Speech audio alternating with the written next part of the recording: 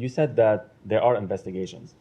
Or are you aware that there are investigations from the Israelis? Because you said that they are looting by Hamas, but we are seeing kids dying. So why they are using force when there are kids like just trying to get food that they are in dire need for? As I said, the humanitarian situation in Gaza is part of why we have seen the president call for creative solutions to get aid into Gaza. It's important to remember, though, that, as I said again, Hamas bears sole responsibility. Many of these reports, some of these reports, are based in Hamas propaganda. Are you talking to the Israelis? Are you urging them not to be trigger happy and confronting very hungry people who are so desperate that they're probably grabbing stuff and so on? Well, I answered your question earlier, but I think it's also important to recognize that Hamas bears sole responsibility. There's nothing on GHF? So what I can say on GHF, actually, let me, anticipating this question.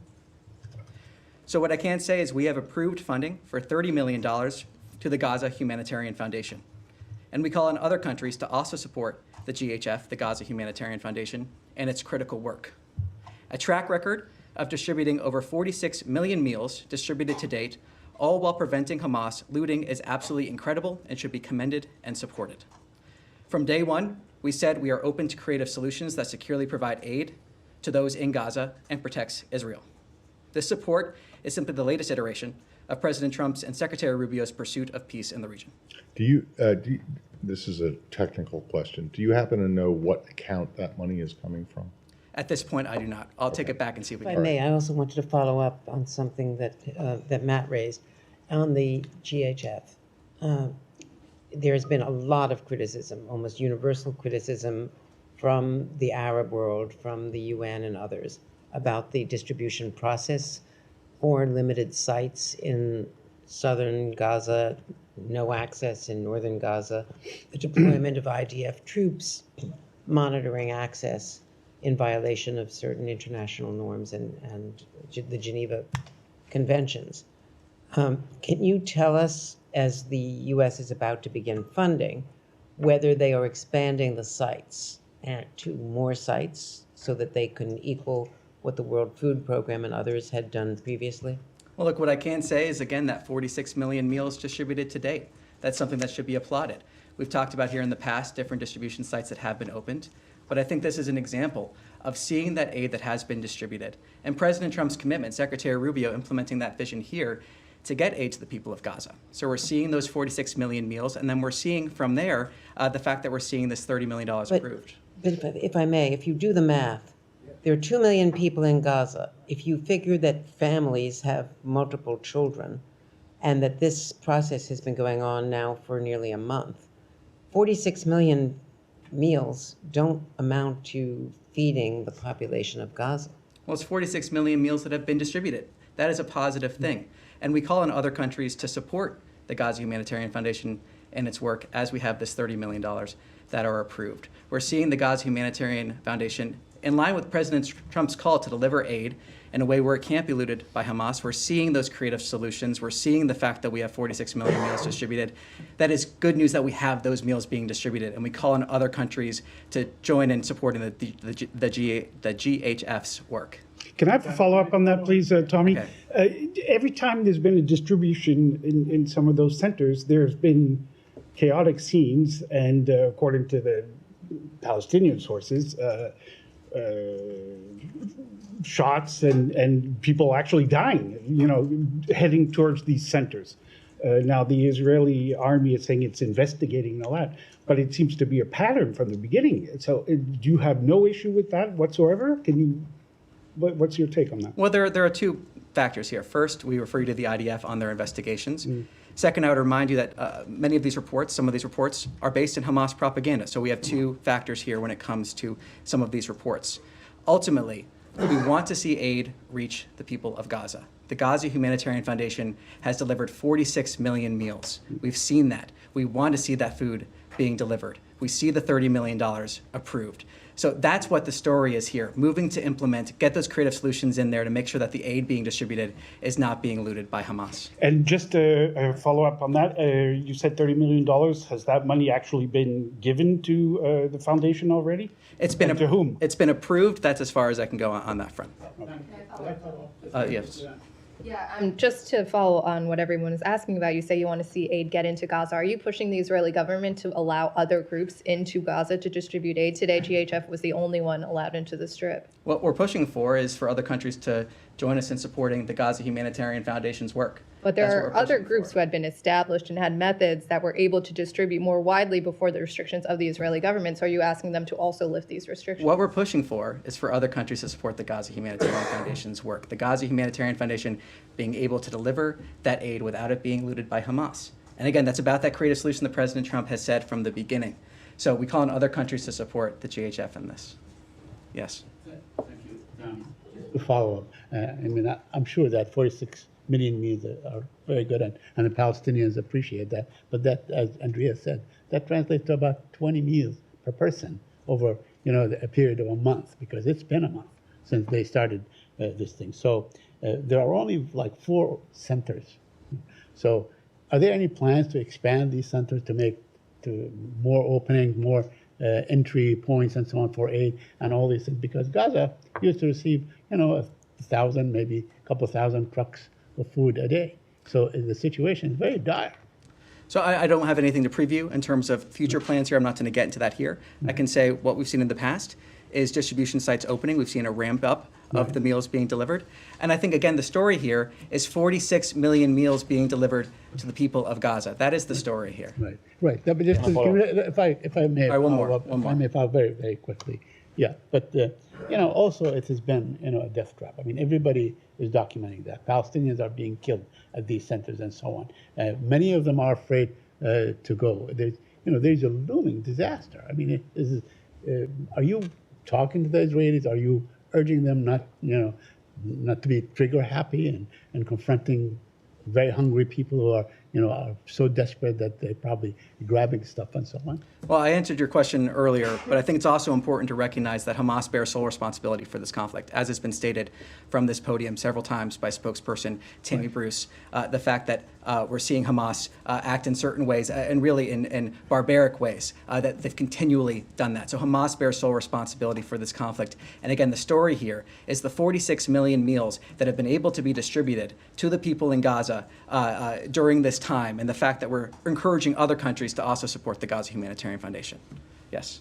Thanks, Tommy. Sticking on the JHF, do the Americans plan on playing, other than the role of a benefactor here, any other role in terms of management, in terms of security? There were 8 Palestinian GHF contractors that were shot dead, last week. What is the role here, other than here's cash? Well, look, fundamentally, again, we're wanting to make sure we get those resources in a way that helps deliver that food, helps deliver that aid. I have no further details for you at this time. We may have more details in the days ahead. But ultimately, this is about those 46 million meals and trying to get more aid into Gaza in the sense of that $30 million that's been approved for the Gaza Humanitarian Foundation. Special Envoy Witkoff stressed moving forward with the Abraham Accords. President Abbas wrote a letter to President Trump, basically, congratulating him on the Iranian ceasefire, expressing his desire to move forward with the peace process here. I'm trying to figure out, because there's been almost no discussions between, at least publicly, between the State Department and the Palestinian Authority. I know Tammy always says just because you don't see it doesn't mean it's not going on. But where if Hamas is going to be out of the picture, maybe Arab countries don't know where it's going. What is the State Department's vision for future Palestinian Authority involvement in the region? What is the vision? What is the policy? Well, right now, what we're looking at is trying to get a ceasefire. That is our focus. Our focus now is the ceasefire we need to see. Our focus is getting to that ceasefire, standing with Israel's right to defend itself, its right to protect itself. That's where we are currently. That's where our focus is. And that's where it's going to remain until we reach those goals.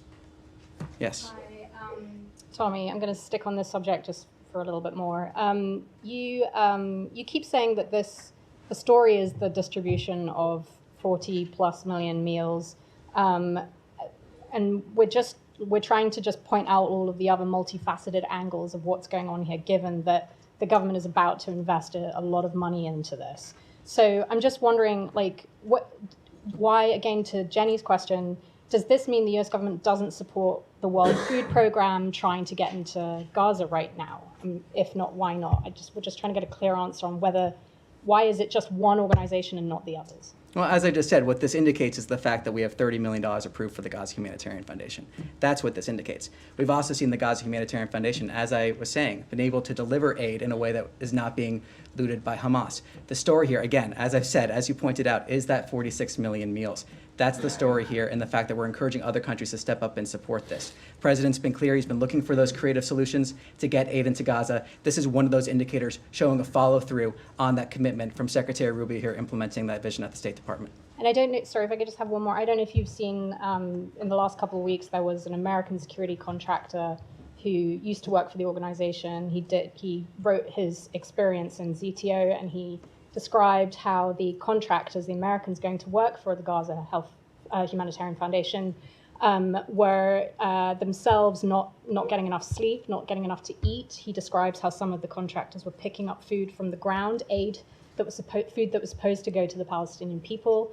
I'm just going to very quickly read this to you. He said, "We're telling crying women trying to pick up food for their families that they had to go, and they were looking at this food on the ground that they desperately needed, and they couldn't take it." He said it was absolutely horrific. So when you say the story is that they are getting millions of meals out, the other side of it is that there are many more people who are not getting food, and it's not enough food. And the security situation on the ground, other stories are starting to come out about people who are actually there. So do you have a comment on the experience of some of these contractors who you're about to fund? Well, every single one of these briefings, every single day, we have conversations about the situation in Gaza. Every single day, we have those conversations. And every single day, we've been working in terms of trying to figure out creative ways to get aid to the people of Gaza. Every single day, we've been working on that. The humanitarian situation, trying to address that. Every single day. And what we're seeing here is that $30 million commitment to this organization. That is what we're seeing. That is the commitment that President Trump laid out in terms of trying to get those creative solutions in there. So that's really what we're talking about here, that $30 million going to that organization, the 46 million meals. But of course, we're aware of what's happening in Gaza. That's part of why the president had this commitment to get aid in there, but also to get to that ceasefire, get to that peace, talking about long-term prosperity for everyone in the region. The fact that the people of Gaza have suffered tremendously under the hands of Hamas. The president has spoken about this continually, so has Secretary Rubio. So that's part of what we're seeing here, that $30 million to this foundation. And we encourage, as I said, other countries to also join in supporting this effort. Yes. Thank you, Tommy. On Iran, there's been some perhaps mixed messaging on the diplomatic outlook. The president has said he doesn't think a deal is necessary, but Special Envoy Witkoff said yesterday that he's hoping for a comprehensive peace agreement. If talks with Iran do indeed happen next week, as the president said they would, can you say what the goal would be for those discussions? Well, I refer you to my colleague Caroline. She spoke about this at the press briefing at the White House. One of the things that she said there was the goal of an Iranian meeting is to obtain long-standing peace in the region, and I have nothing further to add to her comments. So no nuclear agreement would that be necessary? Again, nothing to add in addition to my colleague Caroline's comments. Yes, sir. Yes. Yeah. No, right here. Yep. You. Thank you. Thanks, Todd. You mentioned Israeli army investigations into some of the food distribution incidents at these GHF sites. On June 2nd, Ambassador Huckabee attacked the press for reporting on some of the scenes of chaos and bloodshed. And he said that all the meals back then initially had been distributed smoothly and with, quote, without incident. Will the ambassador amend his statement against the press if the Israeli army confirms that there had indeed been chaos and bloodshed at the aid distribution sites? Well, I'm not going to speculate on the future there. What I can say is, as refer you to my earlier answer about the two dynamics that we're dealing with. And then secondly, there's been some reporting from Israel today about what happens next, assuming there's a durable ceasefire that endures, including the US and Israel talking about bringing Syria and Saudi Arabia into the Abraham Accords, and that a peace plan could help Arab countries help administer Gaza if Hamas is removed. Are you able to talk about that at all, or describe the administration's next focus for the region? I'm not going to speculate. As I said, our focus remains on achieving that ceasefire. Yes. Today in Riyadh, there was a meeting between Saudi Foreign Prince Faisal bin Farhan and U.S. Special Envoy Tom Barak. Can you give us more details or read out about the meeting? Nothing to preview here. I'll take back your question and see if there's anything we're able to. And I have a follow-up about the GHF. You said that there are investigations. Or are you aware that there are investigations from the Israelis? Because you said that they are looting by Hamas, but we are seeing kids dying. So why they are using force when there are kids like just trying to get food that they are in dire need for. As I said, the humanitarian situation in Gaza is part of why we have seen the president call for creative solutions to get aid into Gaza. It's important to remember, though, that, as I said again, Hamas bears sole responsibility for this conflict. That is fundamental, and what we're seeing here is the president saying we need creative solutions to get aid into Gaza, and we're seeing $30 million approved to the Gaza Humanitarian Foundation in order to support those efforts. But there's force used next to kids who are in dire need of food. Why are the IDF using force and like bullets next to kids who are trying just to get some flour? Well, as I, again, refer you to my earlier answer of the two dynamics here. The fact that there are some examples, and the IDF has said publicly that they are investigating. I refer you to them on their investigation. Are you following this But also that investigation? there are examples, where of Hamas propaganda. So there are two different dynamics here. I refer you to them on their question.